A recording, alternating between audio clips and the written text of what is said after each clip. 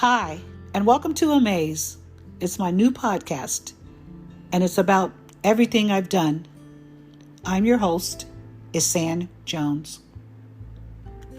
It all started long ago when I wrote my books, about 10 years to be exact. My first book came out in 2010, and it was a sign of the times, not the name of it, but what I had projected. I really had only spoken from the heart, from the gut. And it was about all those things that had happened to me that I would be amazed from. We've all been amazed about something, whether it was something we knew, didn't know, or had found out by surprise. You'd be surprised at how many of us know things that we'd never tell, like having experiences with the extraterrestrial. To me, that isn't something we could easily dismiss. I'd want to know. I'd want to know things like why those things could be staring me in the face or be in my presence. Was it really that I had just summoned them up, or could they have just shown up? I wasn't asking for the reasons you might think. I was asking because I took a vow. I had taken a vow not to ever find them if I did see them. In other words, not to pursue. I didn't want to become a sleuth nor a detective when finding those things. It was something more personal. I had wanted to dismiss everything that I was shown in its fullest capacity, mostly because I felt that that made me an outlier and no one would understand. What I found mostly that I wanted to do was share my story. I was being compelled like a rift in the ocean that had to move. I also wanted to find my people, so I thought. It's interesting how I put in the book, the first book I'd written entitled When Crows Call. That was in 2011, and the sign of the times read for me that I knew there had been crows. And crows never were the people, but I knew there could be people that they represent. And there began my story, the first in a series, or stories, I should say. And how frightening. They were frightening because they all came true, those dreams, as those nightmares.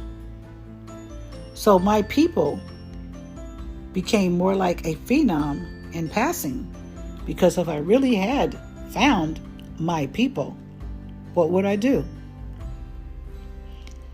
They say that there are people that have experienced extraterrestrial phenomenon, and whatever they share those stories, or whenever they share those stories, it seems strange. There has been a whole pursuit dedicated towards finding those people. There have been stories, documentaries, etc. to draw or attract them. So what else could I do that was different? I didn't do anything. That was the point. And in my heart of all hearts, I really didn't want to know. So what if we could all be stuffed in a room talking about those strange things that had happened to us? What would be the point? More importantly, what could we ever get out of it, having such a circle? A circle of friends in a room in a roundabout way could be scary and probably much more frightening than I could put in my books. So it's definitely not something that I want to pursue. But if you are listening, those people, tap in. There's folks out there that want to know some of the scariest things that you could remember. I'm not one of them because I tend to be frightened easily.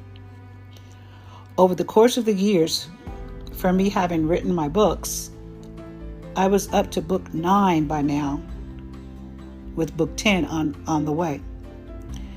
My capacity for having those extraterrestrial experiences is starting to be worn out.